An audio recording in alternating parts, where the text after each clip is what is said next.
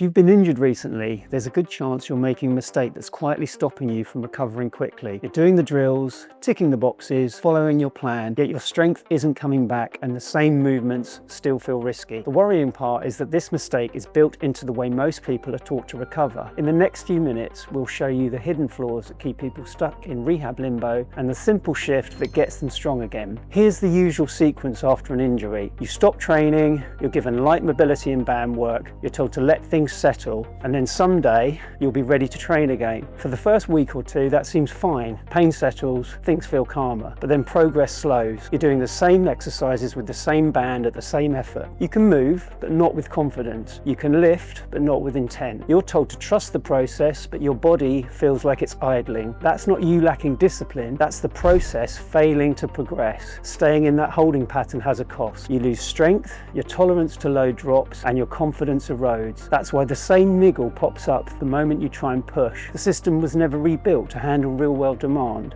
If we don't change the approach, we won't change the outcome. Recovery isn't about finding a magical rehab exercise, it's about using the exact same principles that make anybody adapt, scaled to your current capacity. Most people are already doing the right movements, but at the wrong doses. In a moment, we'll show you the shift that collapses the distance between rehab and real training, and why that's the key to getting strong again. Here it is. Rehab and strength training are the same system applied at different intensities. The rules don't change. Progressive overload, adaptation, and recovery. The starting point is different and the programming and progressions are different. For example, an isometric glute bridge is a low-load version of a weighted hip thrust. A wall sit is simply the first step towards a loaded squat. A beast stance RDL is a progression towards less stable single-leg RDLs and hip aeroplanes. Muscles and tendons don't care what we call it. They respond to how much and how well we load them. Once you see the continuum, your mindset changes. Stop thinking like a patient, start thinking like a coach. Find the pattern, not the fix. Are we rebuilding a hinge, a squat, a push, a carry, or rotation? What load can you control? If it's pain-free and technically sound, it's trainable by adjusting load, range, tempo, or stability, and progress weekly.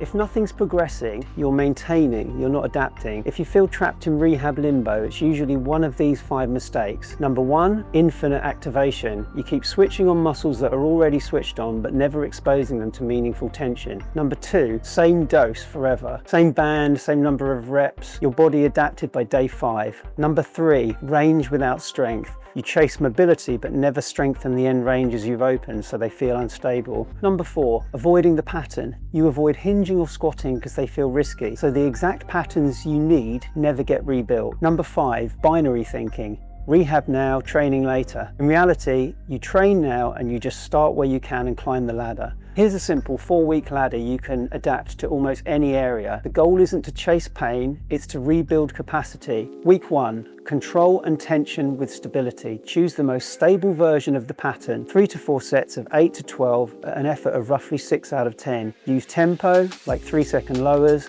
to build time under tension without spiking load. Week 2, range and load. Keep form pristine and increase either range or load by about 10 to 15%. 3 to 4 sets of 6 to 10 at about 7 out of 10 effort. Start using supported versions of the fuller pattern, like a goblet box squat or landmine press. Week 3, complexity and transfer. Reduce stability a notch, maybe a split stance or contralateral load. 3 to 5 sets of 5 to 8 reps at 7 to 8 out of 10 effort. Add carries, step downs, tempo deadlifts, sled work, things that bridge gym strength to life. Week 4, performance re-entry. Transition to your main lifts with conservative loads. 4 to 6 doubles or triples at about 7 to 8 out of 10 effort, or roughly 65 to 75% of your max. Keep one stability drill in the warm-up to keep the light switched on. Guardrails, no sharp pain during sets, no worsening form, and no next day flare-up. If any of those happen, drop back 1 rung on the ladder and rebuild. To make this real, here's how the ladder looks for 3 common areas. For hips and back, the hinge continuum. Week 1, hip bridge on the bench with slow tempo.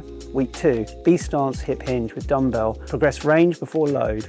Week 3, trap bar pulls from blocks with suitcase carries between sets. Week 4, conventional trap bar deadlifts at about 70%, no grind, crisp doubles. For the knees, squat continuum. Week 1, wall sit and heels elevated bodyweight squats to a box. Week 2, goblet box squats with reduced box height and Spanish squats for 3 sets of 12. Week 3, front loaded split squats with controlled step downs. Week 4, Front squats, 4 sets of 3 at roughly 70%, finish with sled pushes. For the shoulders, the pressing continuum. Week 1, half kneeling landmine press with banded external rotations. Week 2, seated dumbbell press in limited range with isometric holds. Week 3, standing landmine press, heavier, single arm carries. Week 4, dumbbell overhead press, 5 sets of 3 at 7 to 8 out of 10 effort, strict form. The pattern stays the same, the dose climbed. Regarding sets and reps, it really does come down to the individual. Some clients will fail after 4 to 6 reps on a fairly light banded exercise. Some clients may be in that 12 to 15 rep range. That's really going to be down to the individual, and you'll work with the trainer to establish the correct protocol for you. Here's an example of how a typical session might look. Number 1, releasing tight tissues. We might do some foam roller or trigger point work on the front of the thigh, TFL release, VMO release. Number 2, activating stabilizer muscles around the joint. For instance, something for the glute med to stabilize the pelvis. Number 3, loading the larger muscles. So the prime mover might be your glute max for a barbell hip thrust. Number 4, loading the prime mover with more unstable exercises. So then it might be a vertical step up with a focus on glute contraction. Then we might move on to more functional movements and exercises such as lunge patterns. What is the focus when it comes to rehab training? So 3 key words or 3 terms that I like to use with my clients are as follows. 1 is tension. Are we creating tension in the correct muscles? Another one is intensity. Are the last few reps of each set hard enough? If they're not, then you're not going to get the adaptations necessary. And finally, range of movement. Are you trying to work the joint through its fullest range? That will vary from person to person, but you need to think tension, intensity, and range of movement. If you're feeling pain, it's often good to look up or down the chain rather than being fixated on the pain point. So for example, if you've got knee pain, you may have had a scan on your knee, you may have had some tissue work done by a physio, but it's often the ankle or the hip that can be the cause of imbalances and problems. So look up or down the chain. Before you progress, run this 60-second self-check. Technique: can you maintain your ideal shape for the last 2 reps? Symptoms: any sharp pain during or ache that lingers more than 24 hours? Confidence: do you actually want to repeat that set, or are you bracing with fear? If technique is clean, symptoms are manageable, and confidence is growing, you've earned the right to progress 1 variable. Add 2 to 5 kilos, 1 or 2 reps, a little extra range, or slightly less stability. Only change one thing at a time. Now, a few quick questions I often get. What if I still feel pain? Feeling the area is normal, sharp pain isn't. Just the dose, not the pattern. Question 2, won't loading too early make it worse? Poorly dosed load can, but well-dosed load is the medicine. Question 3, how many days per week? 2 to 3 exposures for that pattern is normally good enough. Question 4, how long until you're back? Well, when your performance is within about 95% of your pre-injury numbers and you can handle normal training volume for 2 straight weeks, most people stay stuck because they separate rehab from training and then never climb the ladder. Treat rehab as the first block of your strength program. Same rules, smarter starting point,